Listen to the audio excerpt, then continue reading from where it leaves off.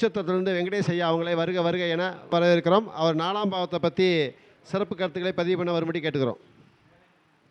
அனைவருக்கும் வணக்கம். அகத்தியர் ஜோதிட வித்தியாலயம் நடத்தும் 21வது கருத்தரங்கத்துக்கு என்னுடைய குருநாதர் அண்ணன் ரவி ஜெயக்குமார் அழைத்ததுக்கு அவர் நன்றியை தெரிவித்து கொண்டு, இப்போ நம்ம பார்க்க போகிற டாபிக் வச்சு பார்க்கும்போது ஜோதிடம் வந்து 4ஆம் பாவம். 4ஆம் பாவங்கிறது வீடு, நிலம், பூமி, சொத்து, வாகன வசதிகள், அடிப்படை வசதிகள் எப்படி இருக்கும் அப்படின்னு நம்ம வச்சு பார்க்கும்போது, இப்போ வந்து சுருக்கமாக நம்ம ராசி வச்சு பார்ப்போங்க.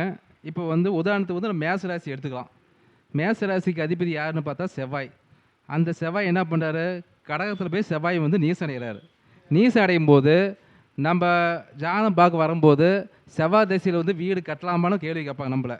பொதுப்படியாகவே ஒரு ஜாதகம் பார்க்கும்போது செவ்வாய் திசையில் வரும்போது வீடு கட்டலாமல் கேட்கும்போது செவ்வாய் வந்து காலபுருஷன் படி 4ஆம் இடத்துல போய் செவ்வாய் நீசம் அடைகிறதுனால நம்ம செவ்வாய் திசை நம்ம குறித்து கொடுக்கக்கூடாது.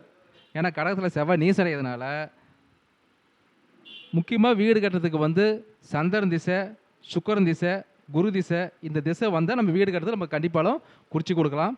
அதே மாதிரி வந்துங்க 4ஆம் அதிபதி எங்கே நிற்கிறாரு, 4ஆம் இடங்கிறது வீடு, வாகனம், வண்டி, சொத்து, புகை, சுகஸ்தானம் எல்லாமே சொல்கிற விஷயம்.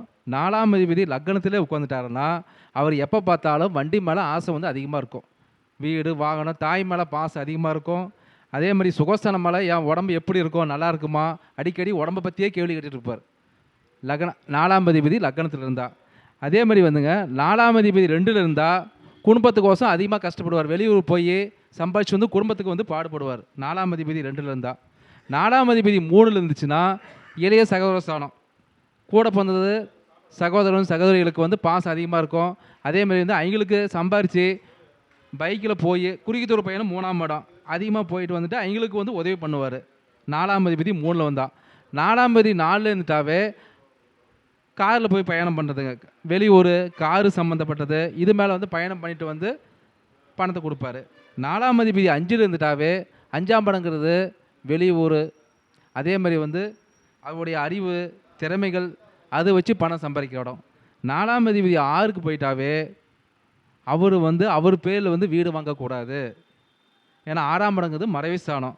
அந்த வீட்டில் அந்த ஜாதத்தில் குழந்தைங்க அல்லது வீட்டில் மனைவி ஸ்தானம், அந்த ஜாதத்தை பார்க்கும்போது 4ஆம் அதிபதி நல்லா இருந்துச்சுன்னா அந்த ஜாதத்தை வச்சு அவங்க பேரில் வந்து வீடு வந்து கட்டிக்கலாம்.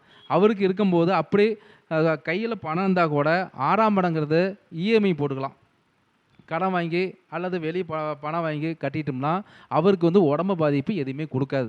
அது பணம் கையில் சொந்த காசு இருந்தால் கூட அவருக்கு வந்து கடன் வாங்கி வீடு செய்யும்போது அவருக்கு 6ஆம் இடங்கிறது கடன், நோய், வம்பு, வழக்கு, பிரச்சனைகளை வந்து தப்பிச்சிக்கலாம். 4ஆம் அதிபதி 7க்கு போயிட்டாவே மனைவி மேலே வீடு ஆரம்பிக்கிறது நல்லது. 7ஆம் இடங்கிறது மனைவி ஸ்தானம். அதேமாதிரி 4ஆம் அதிபதி 8ல் இருக்கும்போது நிறைய பேர் பார்த்தீங்கன்னா சுடுகாடு பக்கத்தில் வீடு அமைச்சிருக்குது. நாம் என்ன சொல்லுவோம், சுடுகாடு பக்கத்தில் வீடு அமையக்கூடாது, பயமாக இருக்கும். இருந்தாலும் அவருக்கு அங்கே தான் யோகமே இருக்குதுங்க. இது நம்ம பார்த்த ஜாதத்தில், நான் பார்த்த ஜாதத்தில் வந்து அனுபவம் பார்த்தது 4ஆம் அதிபதி 8க்கு போகும்போது 8ஆம் அதிபதி 4க்கு வரும்போதும் இந்த மாதிரி ஹாஸ்பிட்டலு, ஆம்புலன்ஸ் நிற்கிற இடம், எரிமேடை பக்கத்தில் அந்த புகை வரும்போது அவருக்கு எவ்வளோ பிரச்சனை இருந்தால் கூட அதெல்லாம் நாம் மனசில் வந்து கஷ்டமாக நினைப்போம். அவர் கர்மா தீர்க்கிறது 8ஆம் இடம் அவர் கர்மா தீர்த்துரும்.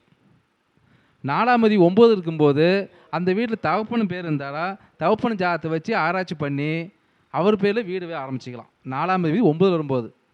4ஆம் அதிபதி 10ல் வரும்போது என்ன பண்ணோம்னா தொழில் ஸ்தானத்தில் வச்சு பார்க்கும்போது தொழில் ஸ்தானமும் வீடும் கிட்ட இருக்கிற மாதிரி தொழில் வச்சுக்கணும். அவருக்கு 4ஆம் அதிபதி 10ல் போயிட்டாவே அவர் ஆஃபீஸு பக்கத்தில் வீடு அமைச்சிக்கலாம். அப்படி அமைச்சிக்கிட்டாவே அவர் சிறப்பாக இருக்கும். 4ஆம் அதிபதி 11 போயிட்டாவே லாபஸ்தானம் தான், அவருக்கு எந்த ஒரு பிரச்சனையும் ஒன்றும் இல்லை.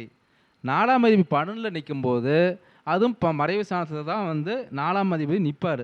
நின்னாலும் அவருக்கு வீடு கொடுத்த சாரம் ஸ்ட்ராங்காக இருந்துட்டாவே ஒன்றும் பாதிப்பு ஒன்றும் செய்யாது. அதேமாதிரி குறிப்பாக நம்ம ஜாதத்தை வச்சு பார்க்கும்போது 4ஆம் இடங்கிறத வச்சு நம்ம பார்க்குறதோட அந்த 4ஆம் அதிபதி கேந்திரமாக, திரிகோணமாக, அதோடைய சந்திரன், சுக்கிரன் 6-8 பணம் மறைஞ்சிருக்குதா, நீசம் அணிஞ்சிருக்குதா, அஸ்தங்காயம் இருக்குதா, இதை பார்த்துட்டு ஒரு ஜாதத்தில் வந்து வீடு கட்டுறது, வண்டி வாங்கினது பழைய வண்டியா புது வண்டியா இல்லை கட்டின வீடு வாங்கலாமா அப்போ நம்ம ஓரளவுக்கு ஆராய்ச்சி பண்ணிவிட்டு 4ஆம் இடத்தை வச்சு முழுசாக பார்த்துட்டு சுகஸ்தானத்தை அனுபவிச்சிட்டாவே நம்மளுக்கு எந்த ஒரு கர்மாவும் நம்மளை அண்டாதுன்னு சொல்லி எனக்கு வாய்ப்பு கொடுத்த அகத்தியர் திரு ரவி ஜெயக்குமார் அண்ணனுக்கு நன்றி தெரிவித்து,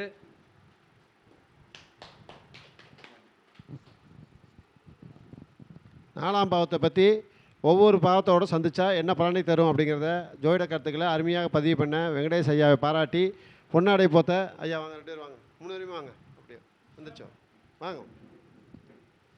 செல் நம்பர் சொல்லிடுறேன். ஐயா என்னுடைய செல் நம்பர் வந்து 80 127 65 207ங்க.